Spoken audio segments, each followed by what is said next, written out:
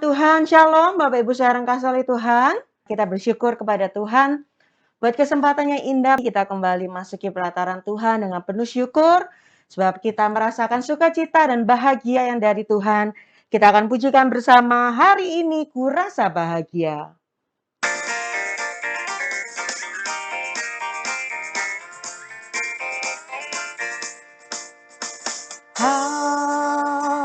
Hari ini ku rasa bahagia berkumpul bersama saudara seiman.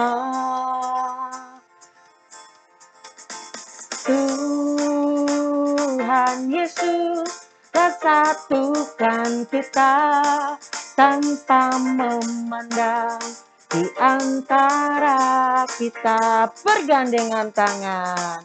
Bergandengan tangan dalam kasih, dalam satu hati, berjalan dalam terang kasih Tuhan.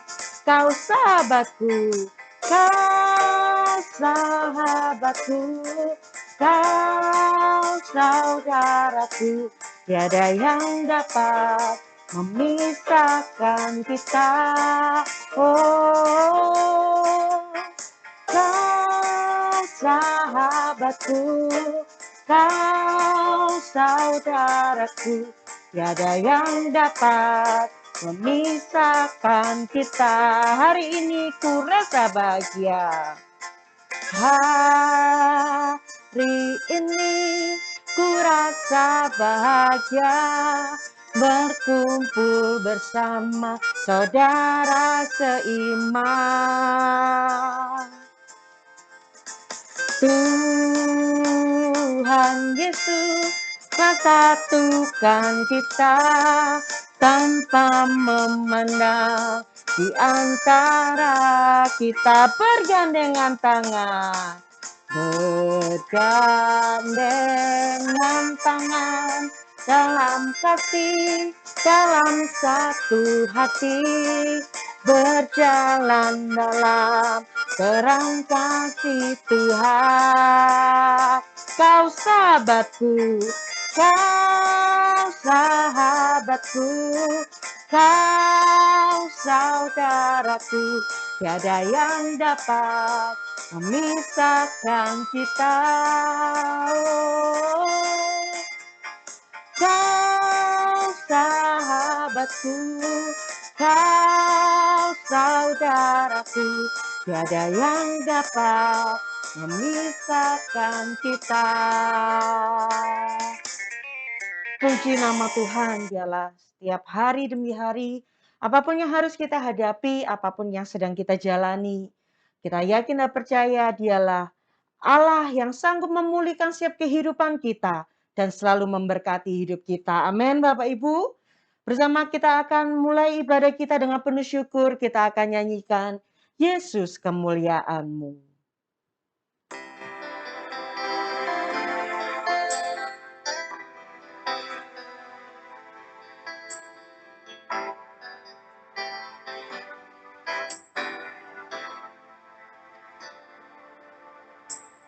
Yesus kemuliaan-Mu, pulihkan hatiku. Yesus kemuliaan-Mu, berkati hidupku. Segala pujian syukur bagiku, Kau hadir dalam hidupku. Kini ku datang sujud di hadapan-Mu, memuji-Mu,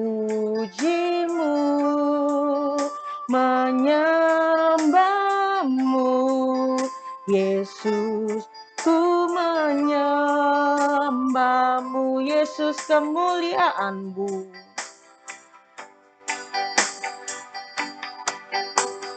Yesus, kemuliaan-Mu pulihkan hatiku.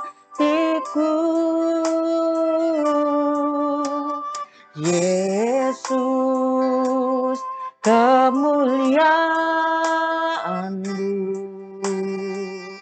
berkati hidupku. Segala pujian syukur, segala pujian syukur bagimu. Kau hadir dalam hidupku. Kini ku datang sujud di hadapan-Mu, memuji-Mu, menyembah-Mu. Yesus, ku menyembah-Mu. Untuk waktu selanjutnya kami serahkan kepada diaken yang melayani. Terima kasih Bapak. Malam hari ini, dimanapun kami berada, umat-Mu, kami percaya Tuhan hadir di setiap hati kami. Tuhan, pada PA malam hari ini, kami mau mulai setiap pujian sembahan kami kenaikan dalam nama Tuhan Yesus Kristus. Biarlah Engkau dimuliakan. Bapak, kami percaya, urapi kami semua, dimanapun kami berada, setiap fasilitas maupun apapun yang kami pakai, Tuhan urapi, Tuhan berkati, dan setiap umat-Mu berada, Tuhan berikan kekuatan, dan tim pastori, biarlah Tuhan berkati, dan setiap apa yang akan disampaikan menjadi berkat bagi kami semua. Terima kasih Bapa, kami percaya Tuhan menyertai kami semua. Hanya di dalam nama Tuhan Yesus Kristus kami mau puji dan sembah Engkau. Haleluya. Amin. Amin. Puji nama Tuhan. Terima kasih Diaken Sis Prasetyo. Kita akan kembali memuliakan Tuhan, bahwa Tuhan itu adalah tempat perlindungan dan Dialah kekuatan dalam kehidupan kita. Mari kita pujikan Tuhan itu bagi kita. Mari kita bertepuk tangan untuk Tuhan. Amin. Tuhan itu bagi kita tempat perlindungan dan kekuatan. Tuhan itu bagi kita tempat perlindungan dan kekuatan. Sebagai penolong dalam kesesakan sangat terbukti. Sebagai penolong dalam kesesakan sangat terbukti. Sekalipun kita jatuh, tapi takkan tergeletak. Sekalipun kita jatuh, tapi takkan tergeletak. Sebab tangan Tuhan selalu menopangku. Tuhan itu bagi kita. Tuhan itu bagi kita tempat perlindungan dan kekuatan. Tuhan itu bagi kita tempat perlindungan dan kekuatan. Sebagai penolong dalam kesesakan sangat terbukti. Sebagai penolong dalam kesesakan sangat terbukti. Sekalipun kita jatuh, tapi takkan tergeletak. Sekalipun kita jatuh, tapi takkan tergeletak. Sebab tangan Tuhan selalu menopangku. Puji nama Tuhan, Bapak Ibu Saudara yang kasih oleh Tuhan. Dialah Tuhan tempat perlindungan kita. Dialah kekuatan kita.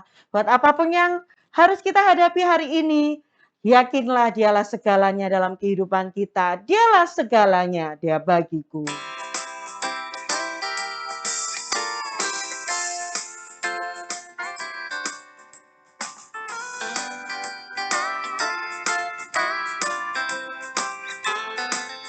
Dialah segalanya Ya bagiku, dialah segalanya, besar kecil, korbankan dirinya dan selamatkanku. Dialah segalanya, ya bagiku, seperti air madu dari batu karang, dicicip air madu yang manis. Oh lihatlah, Tuhan Yesus baik,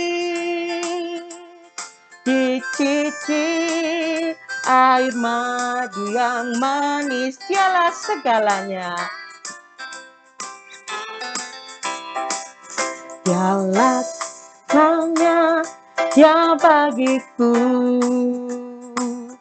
Dialah segalanya, besar kecil, korbankan dirinya, dan selamatkanku.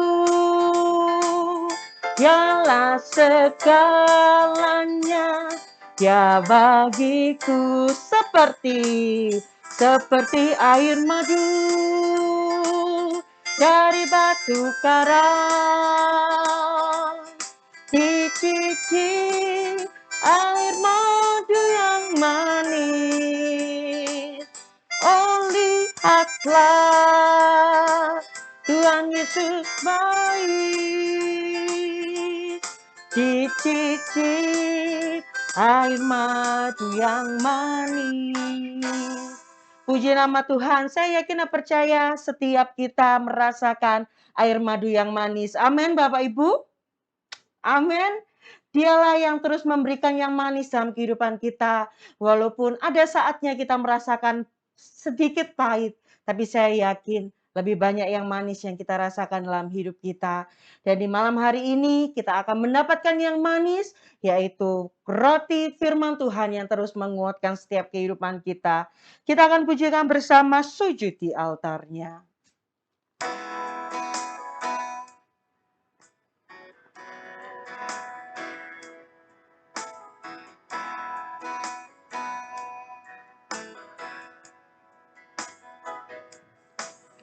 Bila hati terasa berat,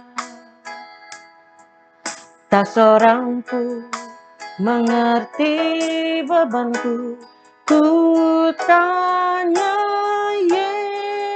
Yesus, apa yang harus ku buat? Dia berfirman, mari datanglah. Dia berfirman, mari datanglah. Dia akan selalu memulihkan aku. Ku datang Yesus, Dia pikul segala bebanku. Sujud di altarnya, ku bawa hidupku, ku terima anugerahnya. Dia ampuniku dan bebaskanku. Ya ubah hidupku, barui hatiku. Sesuatu terjadi saat datang di altarnya. Bila hati terasa berat,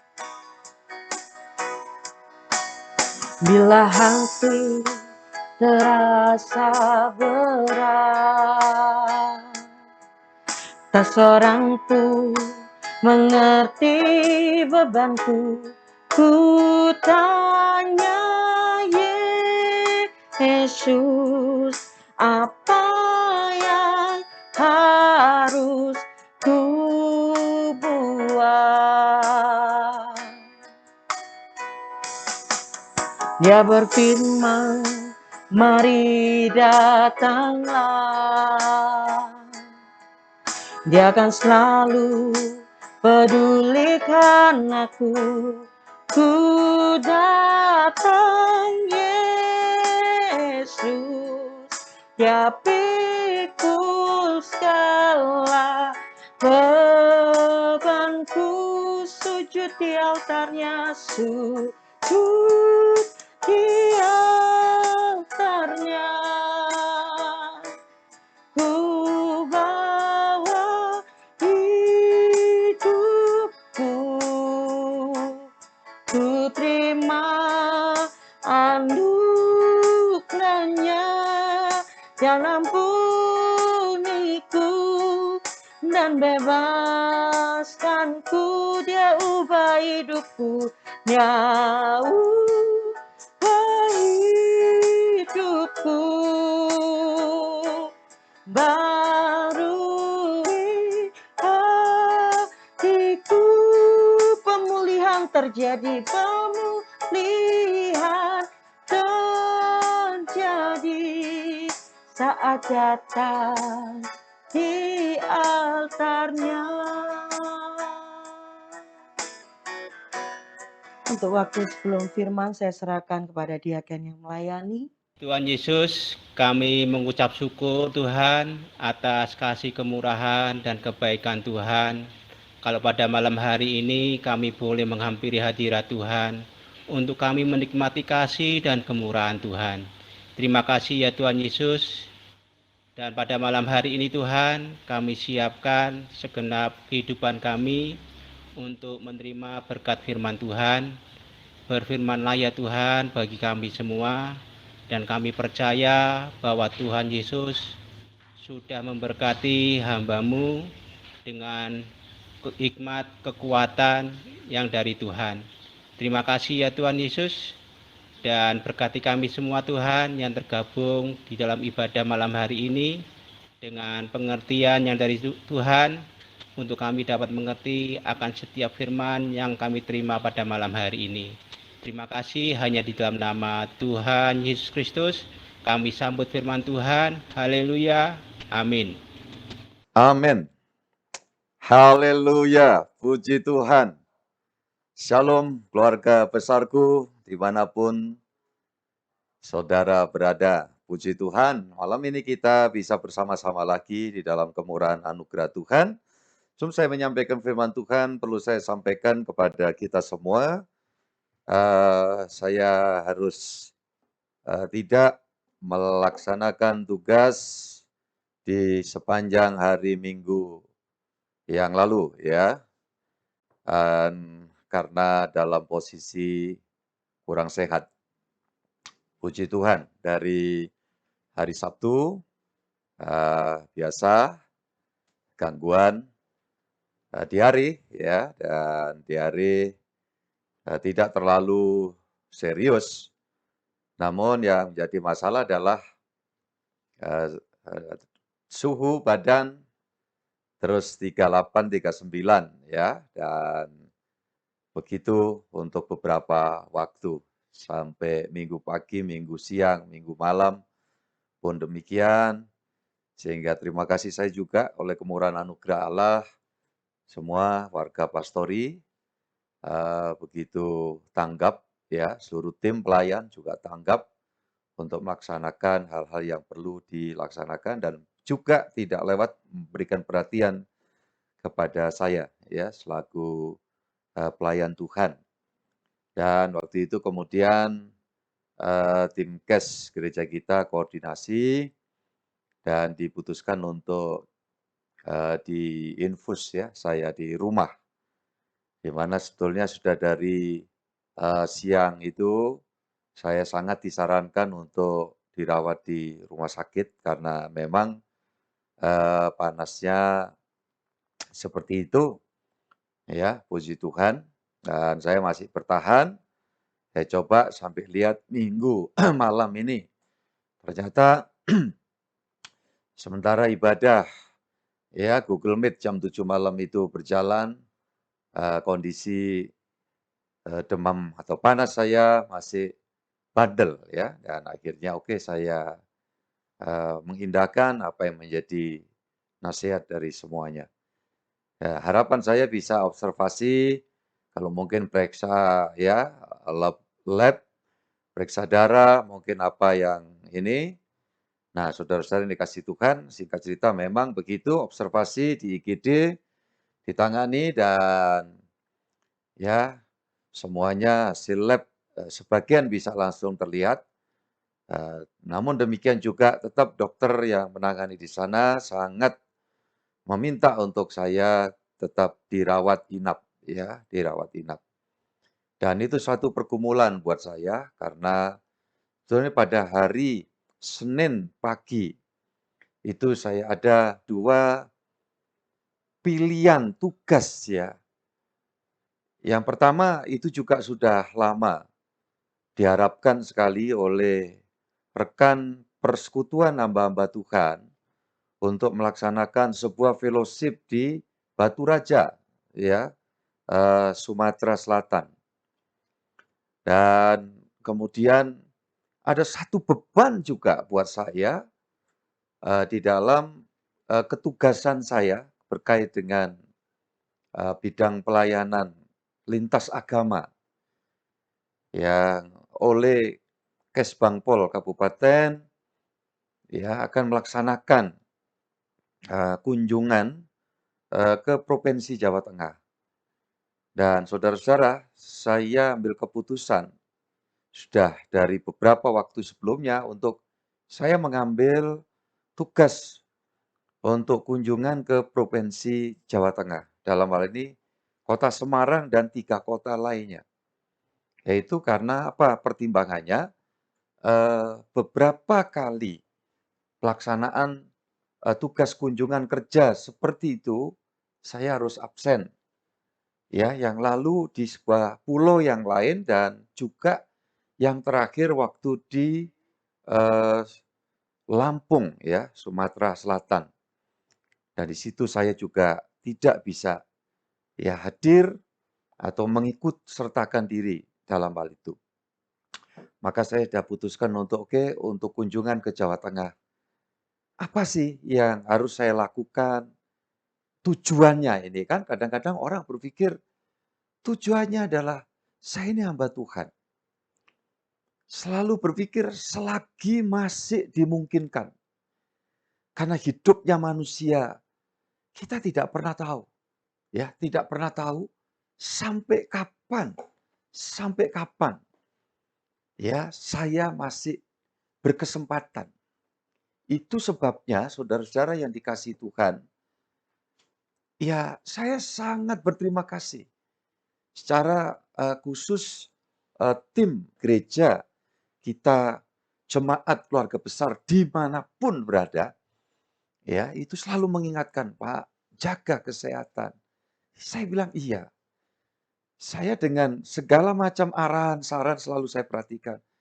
Tapi mohon sangat untuk dimaafkan ketika saya harus kadang berpikir, sampai sejauh mana perjalanan hidup saya tidak tahu, tapi saya akan terus ingin dapat menuntaskan setiap tugas yang harus saya kerjakan. Ya, jadi itulah saudara-saudara yang dikasihi Tuhan. Tentu ketika ada kesempatan saya berpikir untuk ya barangkali rileks dan sebagainya, tentu ketika ada kesempatan itu dapat saya lakukan. Tapi ketika harus ada tugas, di mana tugas-tugas kemasyarakatan juga, ya saudara-saudara dikasih Tuhan, saya tidak mencari apa-apa. Ya, ini yang perlu saudara-saudara ketahui semua ya, keluarga besarku. Jadi sekaligus saya memberikan satu kisah ya, seperti ini. Kemudian kalau kaitan ambisi, sama sekali. Ya, saya sudah berkali-kali cerita dengan keluargaku semua.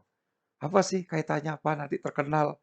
ya mau jadi anggota dewan gitu. Aduh, kagak sama sekali, nggak ada ampernya ke sana, ya. Ingat, jadi ketika semua ini kami kerjakan, apa sih dasarnya? Dasarnya melayani.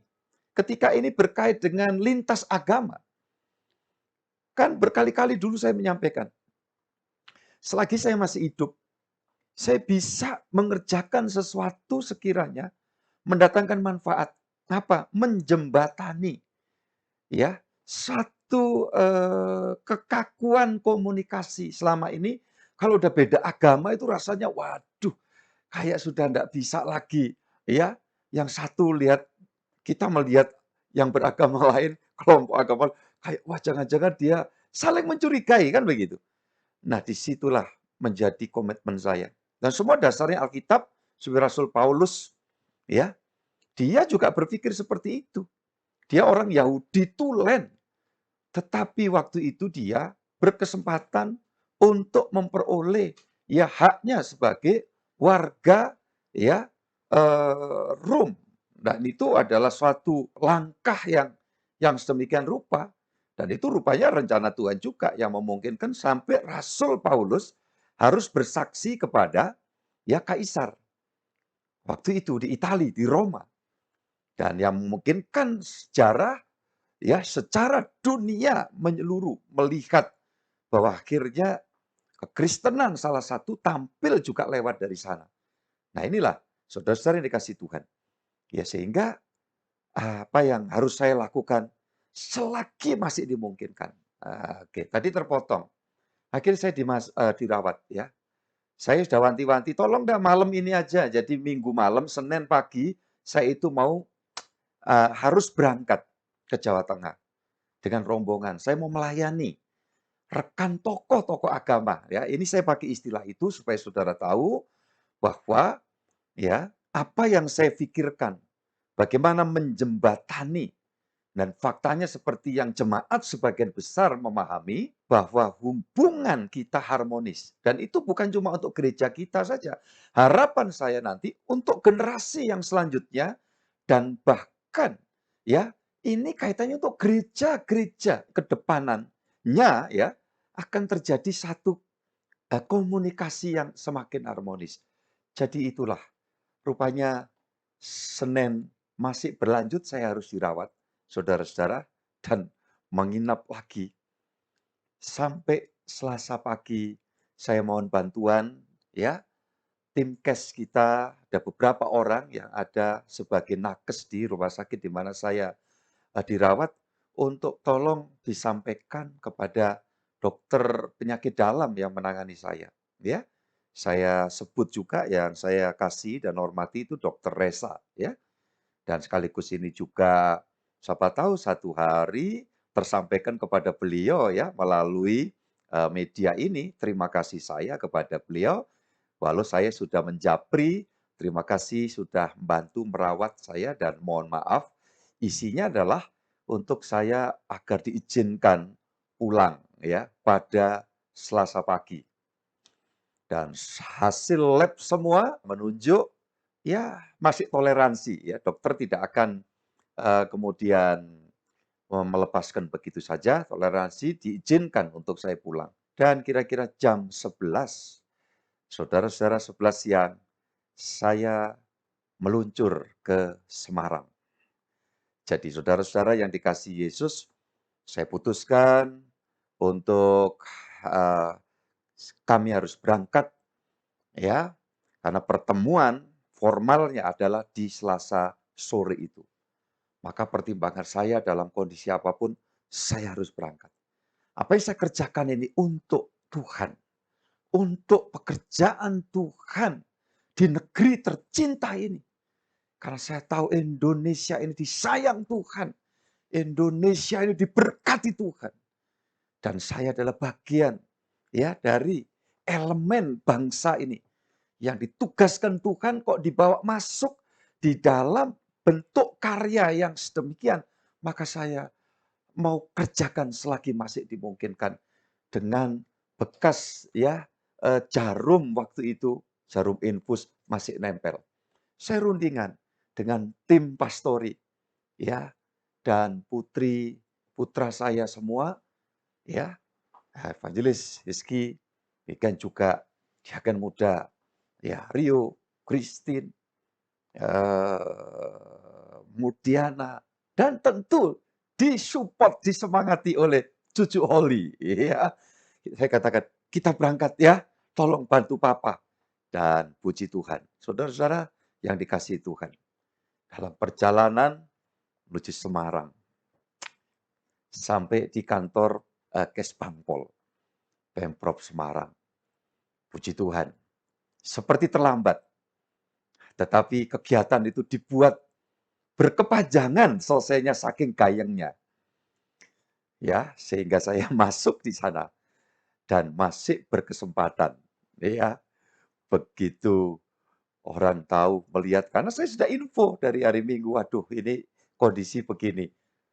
Tahu-tahu saya berada di sana dan cukup memberikan satu ya penyegaran buat seluruh tim yang sudah berangkat lebih dulu di sana, rombongan 2 bus ya, saudara dikasih Tuhan.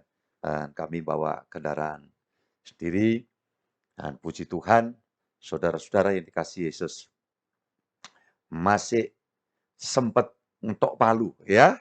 Nah, itulah yang saya kerjakan. Malam itu juga selesai meluncur ya ke kota yang lain. Saudara-saudara yang dikasih Yesus, masih di perjalanan 2 kali atau 3 kali ya di hari ya. Tapi kan semua bisa teratasi ya. Puji Tuhan, saudara-saudara yang dikasih Tuhan, meluncur dari Semarang ke Jogja dalam satu pertemuan di sana, fellowship di sana. Dan itulah tujuannya. Karena apa? Saya melihat seorang tokoh agama yang jauh di atas saya senioritasnya. Kakanda ya dari mantan Bupati Gresik ya. Saya sebut yang terkasih Romo Kiai Afif Maksum. Saudara-saudara yang dikasih Yesus, pemangku pondok Yaul Ulum yang ada di wilayah Dukun ya, perbatasan Lamongan. Saya coba cek beliau bagaimana berangkat, coba bayangkan. Saudara-saudara yang dikasih Yesus. Jadi pertimbangan-pertimbangan seperti itu, walau mungkin waduh saya sempat tidak berdaya hari Minggu ya memberikan pelayanan. Ya, tapi semua tertata ya, Tuhan itu campur tangan buat semuanya. Dan sekali lagi saya terima kasih dukungan doa semua jemaat ya, semua yang terkait yang memberikan pelayanan secara langsung kepada kami, dan demikian juga kepada anak-anak saya, cucu saya ya, yang memberikan support sedemikian. Jadi saudara-saudara, itulah yang saya lakukan di sepanjang perjalanan. Kemudian meluncur ke Solo dan rombongan siang tadi kembali. Tapi dipertimbangkan oleh tim kami bahwa kalau saya harus meluncur lagi hari ini, dikhawatirkan ya, untuk saya tidak berdaya lagi bertemu dengan keluargaku semua di dalam pelayanan ibadah PA malam ini. Sehingga dalam pertimbangannya, udah lanjut semalam di sini, dan saya menyerah kepada semua saran anak-anak, ini yang terbaik ya, speaker, dan ini yang bagus. Walau toh juga hari ini tadi hanya keluar cari makan, ya, dan kembali sudah di hotel. Dan sekarang saya berada di tengah-tengah saudara semua. Puji Tuhan, waktu kita terbatas. Waktu saya dan waktu kehidupan di dunia itu sangat terbatas. Ya, saudara-saudara yang dikasih Tuhan, Kronos, masih ingat ya? Kronos itu sangat singkat. Ya, saudara-saudara. Tetapi sekiranya jika dimungkinkan, Kronos itu bisa mengabdi kepada Sang Kairos. Ini yang paling penting. Kepada perkenanan Tuhan. Inilah kalau ada orang yang bertanya barangkali, pertimbangan-pertimbangan apa? Ya inilah. Saudara-saudara, kita jadi Kristen, ini bukan beragama, sekedar beragama, tetapi dipanggil untuk melakukan sesuatu. Saya kemudian ya ditugasi Tuhan untuk melakukan ini. Evangelis Hizkia ditugasin ini, ya. Para pelayan-pelayan Tuhan muda, Christine, Rio, ya, Murdiana, ditugasin dengan tugasnya masing-masing. Ada ya Evangelis Roni ditugasi Tuhan sesuai dengan tugasnya. Yuk kita baca Alkitab dulu. Setiap saudara harus melakukan sesuatu. Ingat itu. Matius 21 ayat 28. Tetapi, apakah pendapatmu tentang ini? Seorang mempunyai 2 anak laki-laki. Ia pergi kepada anak yang sulung dan berkata, "Anakku, pergi dan bekerjalah hari ini dalam kebun anggur." Haleluya, puji Tuhan. Amin. Ingat ya, ayat ini luar biasa. Tetapi apakah pendapatmu? Nah ini pendapat Tuhan kasih. Apa pendapatmu? Pendapatmu untuk apa? Untukmu sendiri. Ya, ketika Tuhan, saya yakin sedang bicara kepada saya. Tuhan tanya, apa pendapatmu Henry? Tentang apa Tuhan? Tentang kamu. Gitu loh. Nih ayat ini. Tetapi apa pendapatmu tentang ini? Seorang mempunyai 2 anak laki-laki, ia pergi kepada anak yang sulung dan berkata, "Anakku, pergi dan bekerjalah hari ini di dalam kebun anggur." Perlu saya terangkan dulu ya. Kenapa Pak kalau di sini ada 2 anak, ini nanti terus yang punya anak dua gitu. Wah, ini nanti kan ini kayaknya ini langsung ke saya ini, ke kami gitu ya. Anak saya juga 2 loh ya. Saudara-saudara ini kasih Tuhan. Berapa banyak ini kan karena penganut KB Lestari dulu kan. Nah, gitu. 2 anak cukup kan gitu ya. Nah, tapi sebetulnya ini sedang bicara tentang bahwa dalam kehidupan dunia ini ada semacam paralelitas. Jadi selalu paralel gitu loh. Ini dari kearifan lokal masyarakat kita pun sudah sering kali itu ada ungkapan ya. Ya dunia itu serba 2 gitu kan. Ada siang, ada malam. Ya seperti itu ada hitam, ada putih. Ada laki, ada perempuan. Terus ada yang nyeletuk juga. Loh kalau yang bencong gimana Pak? Ah, itu sudah di luar itu ya. Itu berarti ada sesuatu yang perlu dijamah oleh Tuhan kan begitu. Ya, apalagi Saudara, ada baik, ada jahat. Ada yang setia, ada yang tidak mau melakukan sesuatu. Ada yang setia dan ada yang terus dalam kesia-siaan. Nah, saudara-saudara, inilah paralel. Apa yang kelihatan, ada yang tidak kelihatan. Paulus berkata, yang kelihatan ini sementara. Yang tidak kelihatan itu sifatnya kekal. Mengapa? Umpamanya, sebab yang kelihatan tuh dulu tidak ada, sekarang ada, dan suatu hari tidak ada. Tetapi yang tidak kelihatan itu dulu ada, sekarang ada, dan yang akan datang pun tetap ada. Nah, jadi ini paralelitas. Sebuah kenyataan bahwa dalam kehidupan dunia itu serba paralel. Maka Alkitab memberikan contoh selalu anak terilang juga di Lukas 15 itu kan ya dikatakan ada anak sulung, kemudian 1 anak bungsu gitu ya. Nggak diceritakan sih, mungkin di tengah-tengah antara sulung dan bungsu itu ada banyak, tapi ya cukup dipersingkat begitu. Ya, bagaimana yang sulung kelihatan baik, tetapi di kemudian hari justru tidak masuk surga itu yang sulung. Kan gitu, dia anak yang terhilang. Ini supaya saudara mempunyai satu gambaran penajaman dari nats Alkitab ini. Kok gitu Pak? Iya, karena yang bungsu, yang istilahnya itu sudah kehidupannya mbuhuat, ya, itu bahasa empek saya. Kalau bahasa lokal di sebagian wilayah, ya, di Pulau Jawa ini kenal istilahnya udah bejat larat, gitu ya. Bejat larat, bejat itu rusak, larat itu sudah kerusakan parah. Ya, bejat larat itu kalau nggak tertolong, melarat, saudara yang dikasihi Tuhan. Dan itu yang terjadi. Ya, terjadi. Di mana anak bungsu yang bejat larat itu melarat, hidupnya sangat sengsara sampai sekarat. Loh kenapa? Udah nggak bisa makan apa-apa, coba bayangkan. Ya, padahal dia anak konglomerat, seorang lopan, iya kan? Tapi dia melarat, kenapa? Larat, kenapa kok larat? Bejat. Nah, itu jadi ditarik mundur lagi, seperti itu.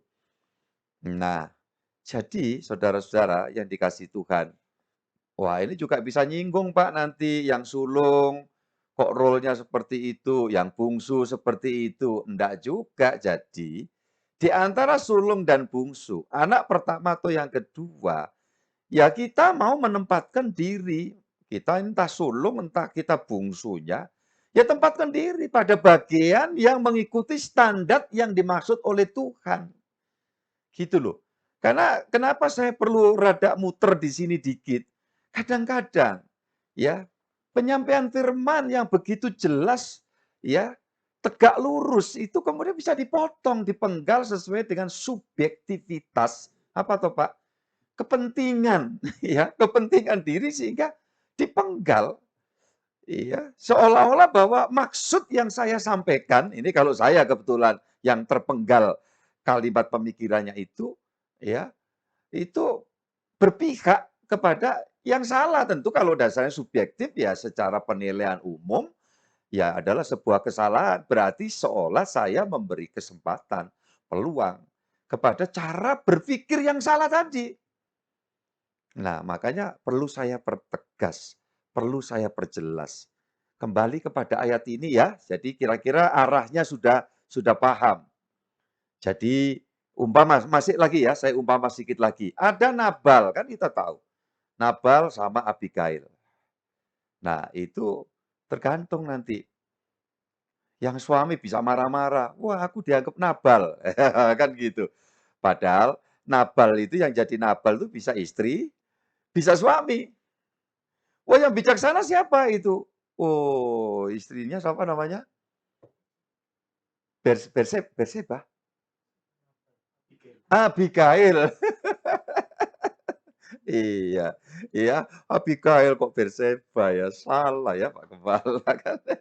Si Abigail, wah kalau si Abigailnya si, ya ini kan istri ya, si istri bangga. Padahal kebetulan si istri itu tadi modelnya kayak Nabal, wah kan jadi salah-salah. Jadi kalau begitu, yang baik itu, saudara yang dikasih Tuhan, ya kalau gitu Nabal tuh bisa laki, bisa perempuan. Nah gitu, jadi jangan nanti dicocok-cocokkan gitu, iya kan? Apalagi terus malah gegeran, kata Pak Gembala, dasar kamu itu istri sebagai ya Nabal, gitu. Jadi dibolak-balik gitu kan nanti jadi repot, iya kan? Oke, jadi saudara-saudara yang dikasih Tuhan. Kalau gitu maksud firman Tuhan gimana? Ya harus bijaksana. Bijaksana itu apa? Iya, itu tadi. Ya, Abigail. Loh, suami kalau begitu harus bijaksana. Jadi seperti Abigail. Loh, lah melambai Pak Gembala. Nah, itu kan salah lagi kan jadinya kan. Jadi saudara-saudara yang dikasih Tuhan, kebijaksanaannya yang harus dijalankan di dalam hidup itu. Seperti itu. Ya, apalagi kalau mau lagi menyampaikan firman kayak gini ya. Kan saya itu nggak tahu sekarang saya ada di Solo. Umpama ini yang tersebar di mana-mana ini ada yang sedang gegeran suami istri, ya kan? Sedang ada barangkali clash, beda pendapat, masalah. Lagi nyampaikan kayak gitu nih kalau nggak diputer, dijelaskan kayak gini tuh nanti memang persis yang dikatakan oleh Bapak Gembala. Ya, lo anehnya itu bisa dua-duanya ngomong begitu, saudara dikasih Tuhan. Iya kan? Bisa dua-duanya bisa ngomong begitu. Terus ada tambahan lagi nih, tohoknya buat saya. Wih, ini mesti Pak Gembala ini ada yang melaporkan. Sing ero ya sopo gitu loh. Nek sampean itu tukaran. Iya kan? Coba renungkan, saudara-saudara yang dikasih Tuhan. Ya, tapi kalau sampai ada semacam teguran, ada semacam arahan, motivasi itu adalah pencerahan dari Tuhan. Kan gitu ya Pak Pendeta Ishak. Nah, kebetulan tampil ini dalam layar monitor kami yang tidak terlalu besar ini. Hamba Tuhan tuh kan kadang-kadang gitu kan. Ya, oh ini mesti Pak Pendeta itu tahu kita sedang usrek ya, geger umpamanya gitu. Ya, ini rekan hamba Tuhan yang lain lagi, mungkin yang lagi gabung ya, teman-teman pendeta, Tuhan memberkati panjenengan semua. Dan ya inilah keluargaku semua kadang-kadang nabi, ini kan tugas kenabian.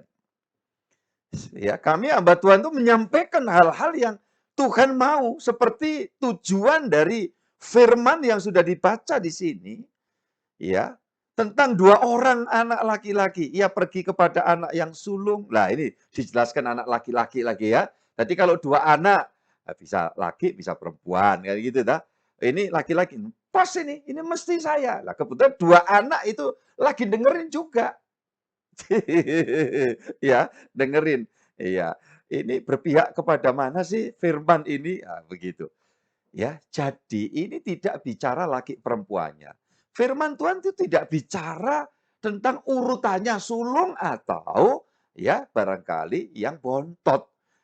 Tetapi Tuhan ingin membawa kepada satu pokok pikiran yang searah dengan apa yang sedang dipikirkan oleh Tuhan. Jadi saudara-saudara yang dikasihi Tuhan, dan apa di sana dikatakan dan berkata, anakku pergi dan bekerjalah hari ini ya dalam kebun anggur. Kerja, yuk ya saudaraku. Saya harus kerja selagi memang saya harus mengerjakan. Apa motivasinya? Saya sampaikan tadi. Ya, kalau toh sampai saya ini sebagai hamba Tuhan kan saudara tahu. Berkali-kali saya ngomong, kalau ada kesempatan sampai ada waktu khotbah di tempat lain, saya selalu bilang, amplopnya kembali kepada gereja lokal setempat. Kenapa? Saya selalu bilang, ya, panjenengan semua, Anda semua ini sudah menjadi alat Tuhan untuk mendukung ya pembiayaan pelayanan. Makanya walau saya tahu apa yang saya dapat honornya itu untuk bayar tolnya aja nggak cukup, saya jalan karena saya nggak lihat itu. Demi melayani. Doaku itu cuma Tuhan tahan. Ya, supaya nggak diare. Ya, waktu berangkat masih belum melayani ini ya. Masih berapa kali di rest area itu saya sempatkan. Tapi kemarin begitu sudah bersama dengan mereka. Oh, haleluya. Tuhan Yesus itu luar biasa. Yang setuju angkat jempol saudara. Karena Yesusku itu dahsyat luar biasa. Itu bisa enggak BAB sama sekali saudara. Ya. Nah itu. Puji Tuhan. Dan saudara-saudara yang dikasihi Tuhan Yesus Kristus, ya, karya Allah, kuasa Allah.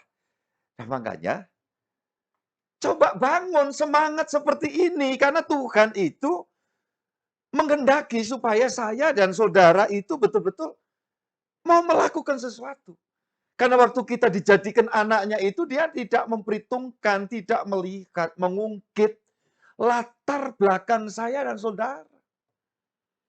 Karena memang latar belakang saya dan saudara ini dari sepanjang waktu, ya kalau di luar Tuhan, kamu tidak bisa berbuat apa-apa. Itu artinya apa? Berarti kita hidup di dalam kesia-siaan.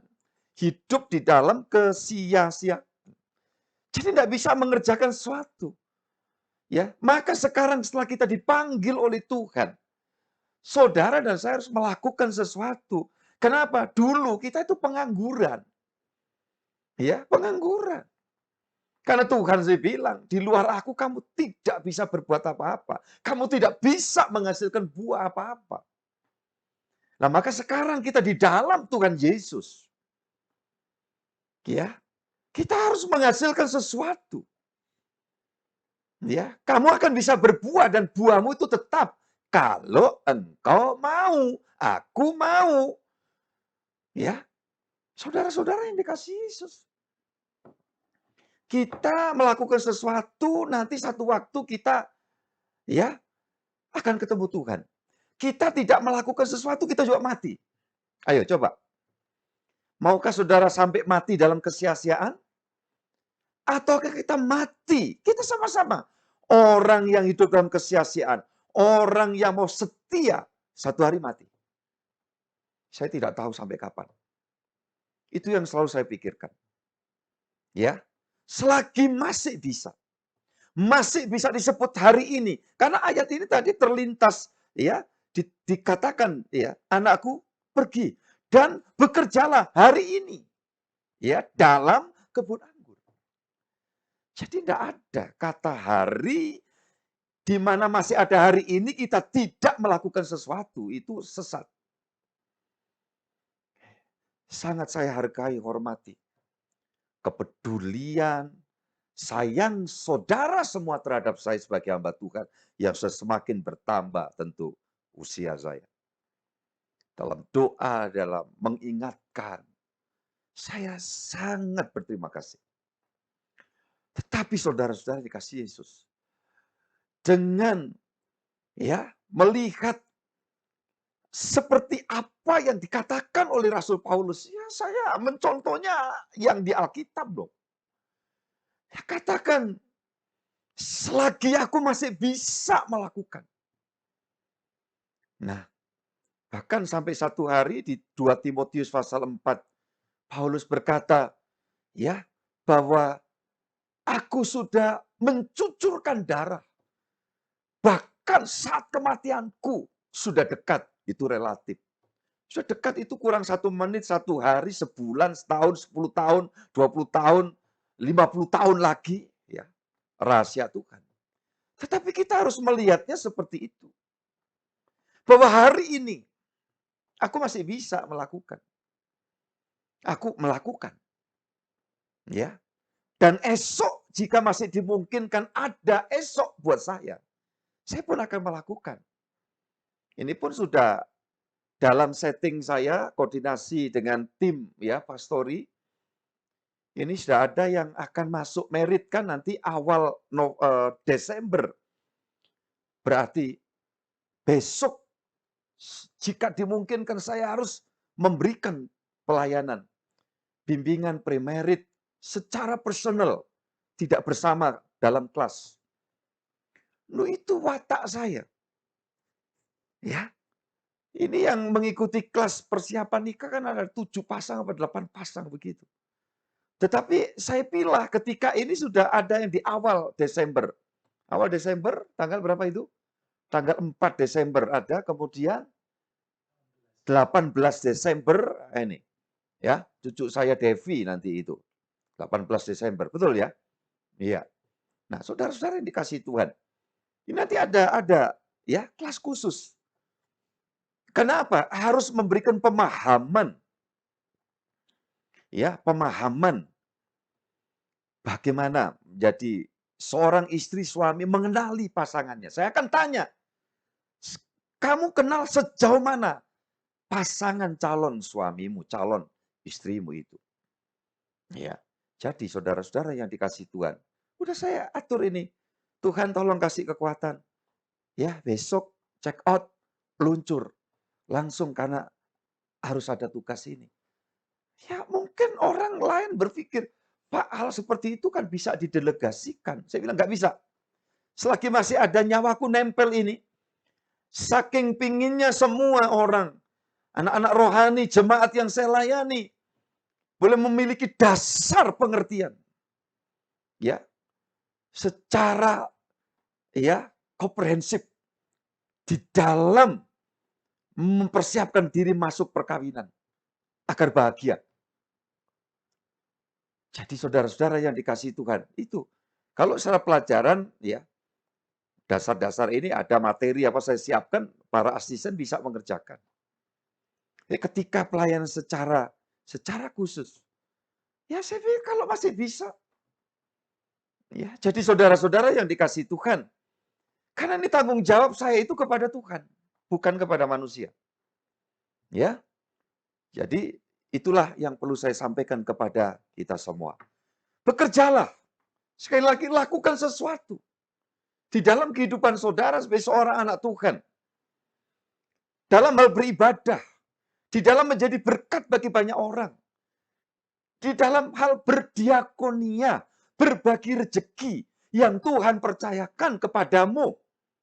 Ingat itu. Itu penekanan. Ya, dasar pengajaran yang saya sampaikan. Ini seperti yang saudara ketahui. Saudara-saudara ini kasih Tuhan. Ketika situasi harus khusus, secara spontan, saya diingatkan pengadaan ya tabung O2 kita beli. Mahal, tidak masalah. Saya umumkan, saudara tergerak. Coba, tak punya stok. Gitu tuh kan sia-sia. Enggak juga. Kan udah nyelamatkan beberapa orang. Gitu loh. Jadi cara berpikir itu asal niatnya apa gitu. Ya, kalau kita hitung-hitungan ini nanti pemakaian berapa kali ya waktu itu bisa dapat aja udah luar biasa kok. Kita bisa bantuin bahkan sampai saudara kita. Ya, beragama beda. Tolong masih ada. Wah, ini Pak seperti itu. Saudara kita kasih Tuhan. Ya. Kita kirim bahkan pakai Grab. Nah, coba bayangkan. Hal seperti itu, tahu itu pelayanan dari gereja kita begitu.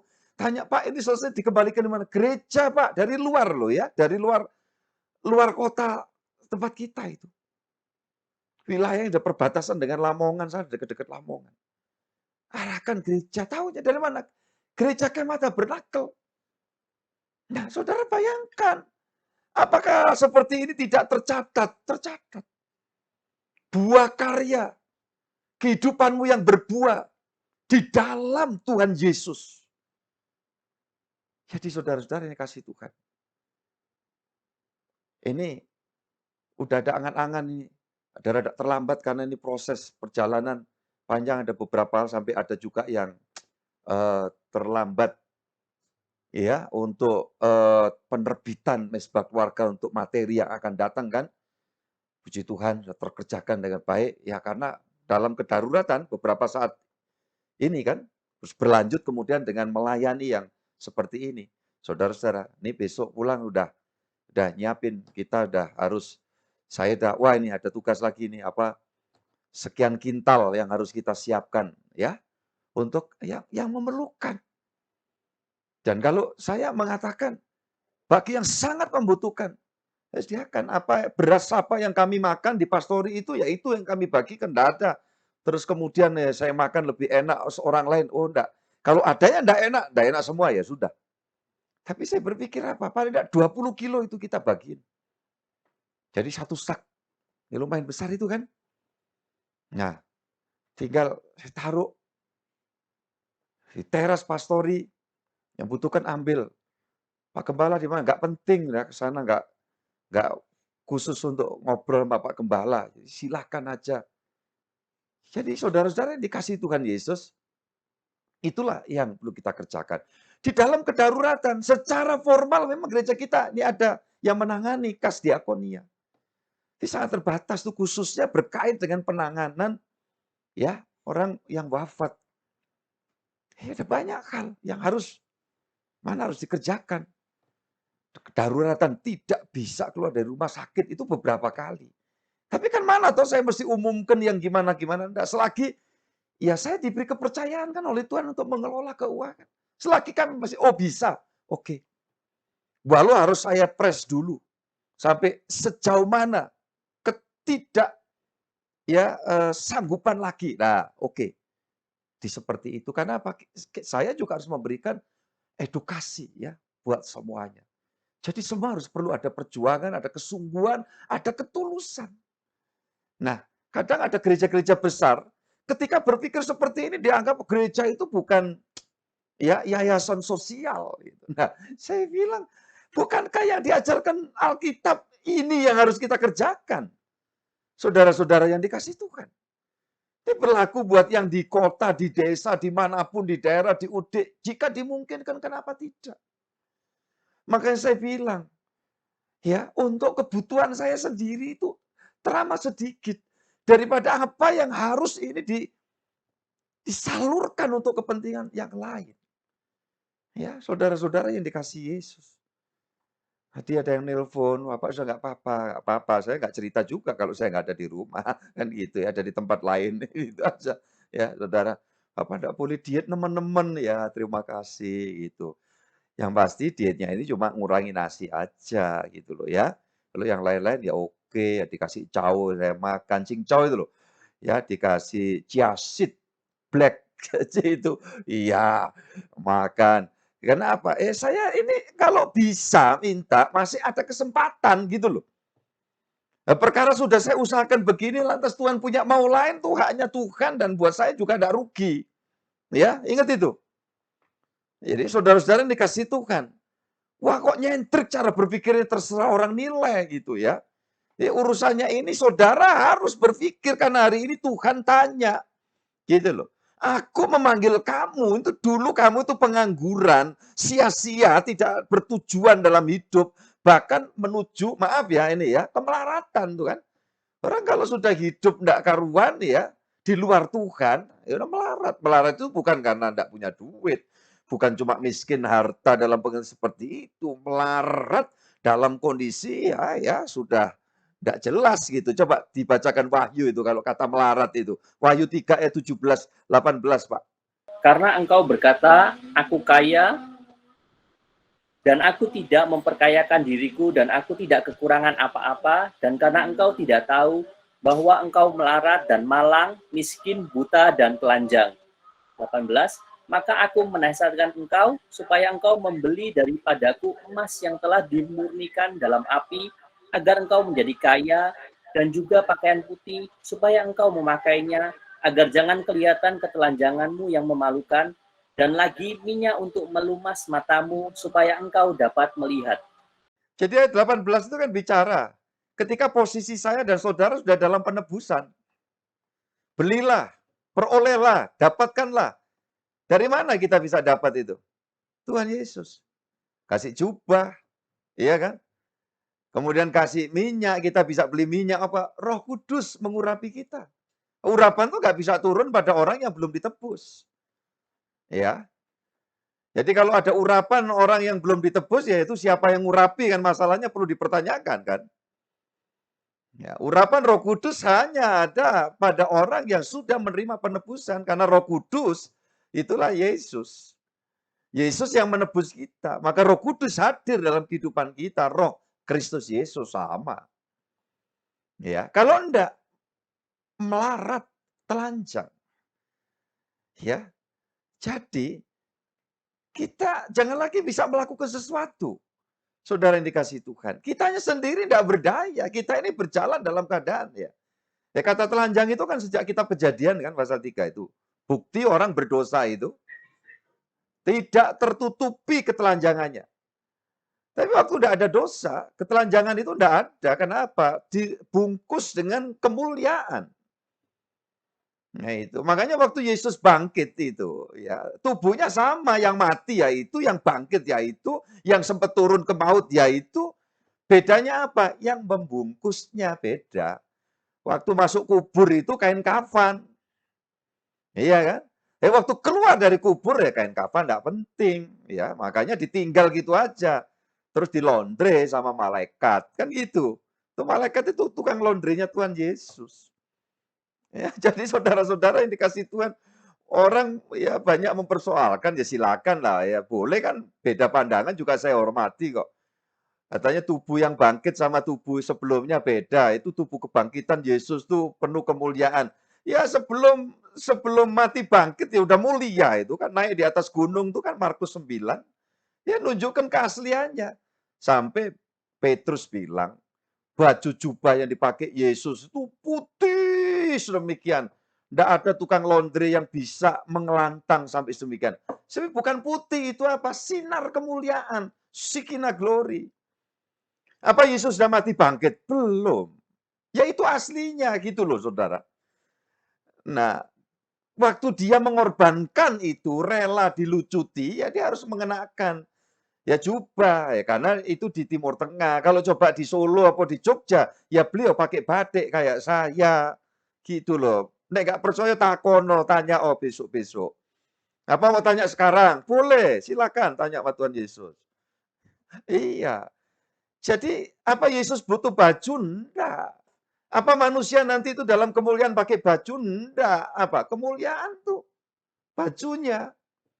Di Eden itu waktu masih belum bau dosa itu kemuliaan itu. Tapi begitu dosa, iya, kemuliaan langsung lorot, iya, musnah. Kenapa? Karena roh Allah yang ada di dalam kita udah oncat gitu loh. Tinggalkan kita. Makanya di dalam Roma pasal 8:15 itu dikatakan, ya, kamu tidak lagi ya menerima roh perbudakan yang membuat kamu takut. Tetapi kamu telah menerima roh yang menjadikan kamu itu anak Allah. Loh, kan kadang dipersoalkan roh, ya Roh Kudus dong. Gitu, itu 8 ayat 15. Kita terima roh Allah. Maka tidak telanjang lagi. Coba kalau kita tidak dalam Tuhan. Iya, kamu tidak mampu berbuat apapun di luar aku, kata Yesus. Tidak bisa. Maka sekarang sudah ditebus, lakukan sesuatu. Kita tidak telanjang lagi kok. Tapi masih salah-salah, Pak. Ya sudah, jangan berkutat dalam kesalahan. Nunggu beres semua, Pak. Nanti saya mau sungguh-sungguh. Kapan beresnya kalau saudara tidak cepat melangkah? Loh iya kan, sederhana kan. Ini masih di keluarga itu masih ada hal yang ribet. Lah saudara menyelesaikan itu kebetulan memang PR yang harus dikerjakan terus. Ya akhirnya nggak ngerjakan yang lain. Itu Pak Firman kan bilang, ya kamu saksiku, Yerusalem, Yudea, Samaria, ujung bumi. Nah, ini Yerusalem aja belum beres. Ya sambil bereskan Yerusalem, ya sambil ngerjakan Yudea. Nah, memang langkahmu lebar itu ya sampai ke ujung dunia gitu loh. Jadi makanya kalau hanya diare mencret-mencret gini nih, ya udahlah. Iya kan? Mau hidup ya hidup gitu. Kalau memang Tuhan bawa pulang ya pulang. Enggak ada ruginya gitu loh. Ya. Jadi saudara-saudara yang dikasih Tuhan apa? Yang mau diberatin dalam hidup. Iya. Jadi saudara-saudara harus punya pemikiran walaupun tidak se-ekstrim yang saya pikirkan. Ya. Saya enggak maksa orang itu ya yang sedemikian. Lakukan sesuatu gitu loh. Nah, apa yang terjadi? Coba lanjut kita baca di dalam pasal tadi 21 Injil Matius. Dikit lagi ya. Ayat 29 sampai 31. Silakan anakku Indra Wijaya. Jawab anak itu, baik Bapak, tetapi ia tidak pergi. Lalu orang itu pergi kepada anak yang kedua dan berkata demikian juga. Dan anak itu menjawab, aku tidak mau. Tetapi kemudian ia menyesal lalu pergi juga. Siapakah di antara kedua orang itu yang melakukan kehendak ayahnya? Jawab mereka yang terakhir. Kata Yesus kepada mereka, aku berkata kepadamu, sesungguhnya pemungut-pemungut cukai dan perempuan-perempuan sundal akan mendahului kamu masuk ke dalam kerajaan Allah. Lah, saudara-saudara, ini kita lihat kan. Ya. Intinya apa? Itu tadi modelnya dua orang ya. Di gereja itu selalu ada dua macam gitu. Ada orang yang seperti yang pertama, ada seperti yang kedua. Siapa itu Pak? Ya nggak tahu saya gitu loh. Jadi jangan nanti saudara terus, wah aku ini jangan-jangan seperti yang ini, seperti ini. Saya hanya ingin mengarahkan, yuk sama-sama kita jadi yang benar tadi. Gitu loh. Lah yang benar itu yang gimana? Ya dua-duanya bisa jadi benar. Kalau dua-duanya kemudian menyesal. Jadi tanda kebenaran awal itu adalah adanya sebuah penyesalan dari dalam hati. Untuk kemudian apa? Di-follow up, ditindaklanjuti dengan sebuah langkah praktis. Langkah praktis itu tidak ya barangkali retorika. Retorika itu sama dengan NATO itu kan. Itu, jadi nggak mau kerja, mau ngomong doang kan gitu kan. Jadi saudara-saudara yang dikasih Tuhan, enggak Kristen itu harus. Makanya saya jarang kan, kasih, Yesus itu mengasihi. Enggak gitu. Ini sudah telat kalau saya kayak gitu itu. Ya kasih itu bukan untuk diomong. Ya. Oh yang mengasihi itu yang lemah lembut ya. Belum tentu orang lemah lembut itu ada kasih. Lemah lembut ya, hatinya nggak beres ya banyak. Kayaknya lemah lembut, monggat manggut, mondak mantuk. Iya kan? Pelitnya bukan main juga, nggak ada tindakan kasih sama sekali. Yo ada. Orang itu kan macam-macam gitu. ya sudah nggak manggut, ya pelit, ya kurang beres, itu nemen pol, saudara. Ya, nggak ada yang bisa dipilih dikit pun kalau yang begitu. Ya, jadi Tuhan mau hari-hari ini apa? Kita berpikir secara benar. Makanya kalau orang itu mau bertindak melangkah secara rohani ataupun berkait juga di dalam aktivitas kita mencari nafkah dalam pekerjaan, dalam bidang usaha, bidang bisnis kita semua. Asal ada etos seperti ini, ya, punya gairah semangat untuk melakukan sesuatu secara benar. Tidak ada kata tidak mungkin. Selalu ada kemungkinan untuk bisa lebih hasilnya baik daripada yang sudah-sudah. Ya, apalagi kalau orang udah dikit-dikit saya itu memang gagal. Pak, saya sudah gagal loh. Sudah gagal mungkin aja. Tapi kadang-kadang dipuitiskan tetapi menunjukkan pasif statis.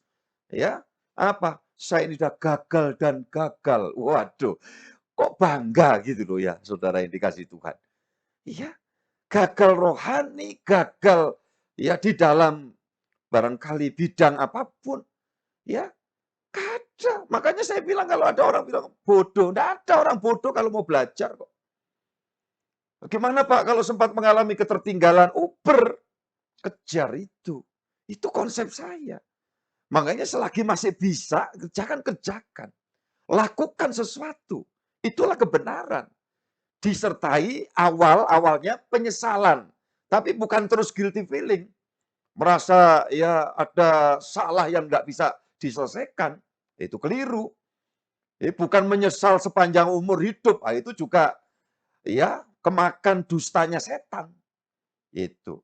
Ketika menyesal, aduh menyesal aku karena aku berlaku salah seperti ini. Tidak ada kesungguhan, tidak ada kemauan. Orang berlatih, orang belajar, orang berburu sedemikian aku ya leha-leha. Aduh ampuni Tuhan Yesus, tolong aku. Tuhan sedang mencari orang-orang yang model seperti yang di Alkitab ini tadi. Walau mungkin sempat mengatakan dengan pikiran pendek, enggak mau saya. Tetapi Roh Kudus menjamah.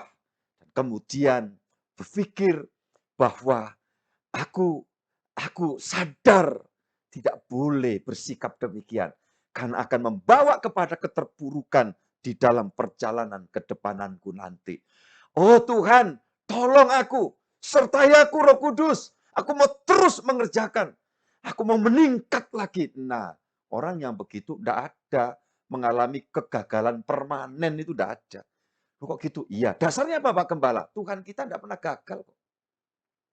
Ya, kegagalan seseorang ketika dia cepat nyesel, kemudian minta dituntun Tuhan, maka itu akan bisa diolah oleh Tuhan menjadi suatu keberhasilan rencana Tuhan yang luar biasa. Salah satu contoh umpamanya Yunus. Ya cengkal hatinya, keras kepala, males, tidur melulu kerjaannya. Dan itu bukan disetting Tuhan. Ngomong predestinasi, memang Tuhan buat dia tidur Pak begini. Lain persoalan, enggak begitu. Tapi kita lihat, kegagalan dia harus terbuang di dalam laut, ya tubir laut yang paling dalam. Ternyata itu bisa diolah oleh Tuhan. Ya, untuk apa? Akhirnya menjadi suatu manfaat bagi maksud kerajaan Allah. Sehingga orang sak kapal itu bertobat, saudaraku. Coba perhatikan itu.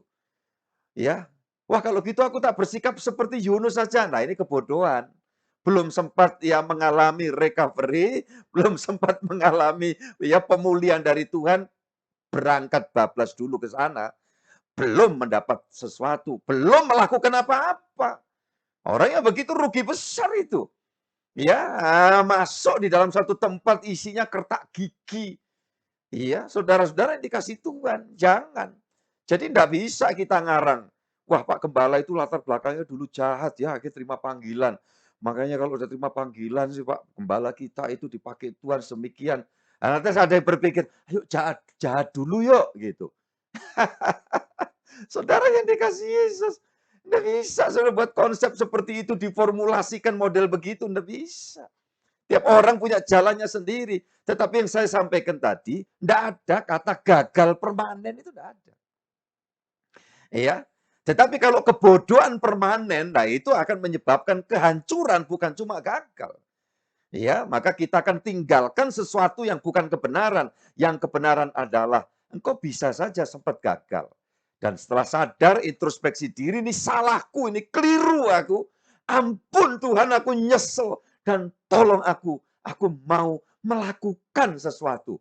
Karena memang engkau memanggil aku menjadi anakmu, menjadi alatmu untuk aku dapat melakukan yang positif. Jadi berkat bagi banyak orang, menjadi penyalur kasih dimanapun aku berada. Aku bisa membawa jiwa yang terhilang diselamatkan kembali di dalam anugerah Allah. Nah, itulah yang Tuhan rancang. Dan orang-orang yang dalam kebenaran begitu terpelihara hidupnya. Di sorga, Pak? Oh ya pasti. Di dunia? Pasti juga. Yuk, ayat-ayat sedikit ini ya. Mazmur 37, ayat 25. Dahulu aku muda, sekarang telah menjadi tua. Tetapi tidak pernah kulihat orang benar ditinggalkan, atau anak cucunya meminta-minta roti. Haleluya, ya kan? Orang benar gimana? Ya itu tadi, ngerti awal langkah menyesal ketika salah. Ya, bertobat. Nah, orang yang benar, dia selalu dekat aja sama Tuhan. Orang dekat sama Tuhan, masa gagal, ya, gagal permanen? Gak ada. Saudaraku yang dikasihi Tuhan. Ya, dikatakan di situ. Tidak jauh dari Tuhan. Terus apa? Generasi berikutnya dijamin. Gak sampai jadi pengemis. Yang percaya setuju, katakan amin semua. Siapa yang merasa paling diri, paling sulit. Wah, katakan Tuhanku hebat, luar biasa. Ya, puji Tuhan. Maka gak ada alasan untuk kita tidak yakin berpegang pada prinsip kebenaran ini. Tuhan Yesus yang ngomong kok. Siapa dia? Dia kebenaran kan. Dia bilang, aku jalan, kebenaran, dan kehidupan. Nah, itu. Jadi kalau saudara dalam kebenaran itu, ya, saudara dipulihkan. Makanya kalau hari ini ada yang sudah mulai rada ya luntur di luar kebenaran itu lagi, balik dalam kebenaran, ya. Ayat penutup dan kita akan selesai, Filipi 3 ayat 15. Karena itu, marilah kita yang sempurna berpikir demikian. Dan jikalau lain pikiranmu tentang salah satu hal itu akan dinyatakan Allah juga kepadamu. Amin, haleluya, haleluya. Doaku biarlah malam hari ini dalam ibadah PA ini, Tuhan memberikan pencerahan kembali. Ya, bukan nunggu besok, lusa, atau kapan. Tetapi malam ini, Tuhan membawa kita dicerahkan. Untuk kita boleh sungguh-sungguh sadar bahwa aku dipanggil untuk melakukan sesuatu bagi rancangan Allah. Ingat itu, jangan ada seorang pun yang merasa tidak berguna, tidak berdaya. Apalagi diwarnai dalam kehidupannya selalu dihantui dengan perasaan gagal yang sudah pernah terjadi. Tidak ada manusia yang tidak pernah mengalami sesuatu. Ya, jadi orang-orang yang saat ini merasa ada kegagalan, ya itu wajar, itulah manusia. Saudara-saudara yang dikasih Tuhan, barangkali kalau ini semacam guci, tidak akan ada didapati guci ini sempurna sama sekali, tidak ada. Makanya ada peribahasa, ya tiada gading yang tak retak. Saudara-saudara yang dikasih Tuhan. Ya, itu ingat baik-baik. Jadi ketika saudara sadari, wah ini ada sisi kekurangan saya ini. Ya sudah, jangan berkutat kekurangannya sambil diperbaiki. Dan kita akan terus melangkah di dalam anugerah Tuhan. Dan saya yakin dan percaya yang dijanjikan Tuhan akan terjadi buat saya dan saudara. Tuhan memakai saya dan semua saudara di dalam anugerah Tuhan Yesus Kristus. Amin. Mari kita berdoa bersama-sama. Terima kasih malam ini Tuhan, Engkau hadir di tengah kami dan Engkau sudah bicara lebih lanjut. Roh Kudus memeteraikan untuk hari ini setiap orang dibangun semangat dan gairah hidupnya untuk menanggapi hidup ini dengan penuh syukur dan tetap bergairah di dalam keadaan apapun yang sedang dialami. Hamba berdoa khususnya untuk orang-orang yang memang benar-benar saat-saat sekarang sedang mengalami kesulitan, bukan karena perasaan, bukan karena apa yang dirasa, tetapi memang sedang menghadapi sesuatu kebuntuan, sesuatu pergumulan, suatu hal yang sifatnya kompleks sekali. Tuhan, kami yakin Engkau adalah Tuhan yang tidak pernah membuat satu produk gagal di dalam kehidupan setiap kami milik-Mu. Itu sebabnya kami yakin percaya Tuhan memberikan jamahan, Tuhan membuat pemulihan. Tuhan memberkati di dalam nama Yesus. Tidak ada sesuatu simpul yang diikat keras oleh kuasa gelap yang tidak bisa dibuka oleh Yesus. Engkaulah Yesus, Sang Juru Selamat. Engkau saat ini melakukan sesuatu bagi setiap anak-anakmu, gerejamu ini Tuhan. Terlebih hamba-hambamu, di mana engkau tugasi setiap kami dalam pelayanan, sesuai dengan bidang panggilan kami masing-masing. Engkaulah pembela kami yang sempurna. Terima kasih Tuhan. Biarlah saat ini semua mendapatkan pengharapannya lagi untuk bangkit dan menghasilkan buah bagi kerajaan Allah. Terima kasih. Dan doa-doa anak-anakmu, pelayan-pelayanmu, hamba-hambamu, dimanapun semua ada di dalam jawaban dan perhatian Tuhan. Terima kasih Papa. Untuk persiapan setiap apa yang menjadi kerinduan dan doa anak-anakmu. Di dalam melangkah, di dalam melayani, di dalam mengerjakan segala sesuatunya.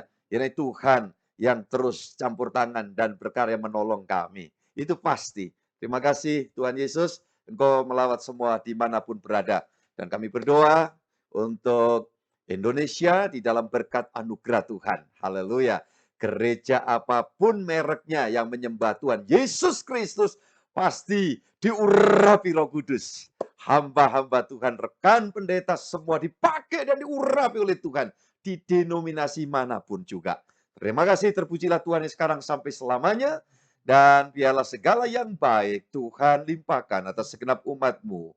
Dari sekarang ini sampai Maranatha Tuhan datang yang kedua kali untuk menjemput dan mengantar kami semua kembali ke dalam kerajaan sorga yang mulia. Demi nama Bapa, Putra, dan Roh Kudus dalam Tuhan Yesus Kristus. Bapa, terima kasih. Terima kasih.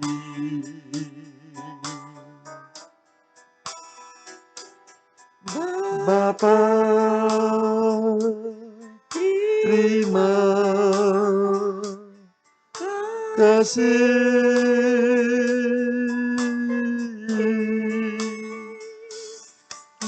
Bapa di dalam surga,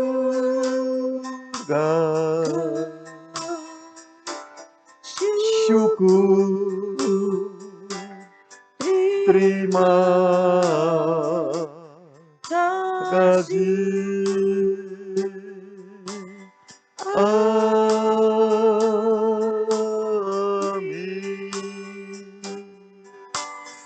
Amin, amin, amin. Tuhan memberkati kita semuanya. Haleluya, haleluya. Puji Tuhan.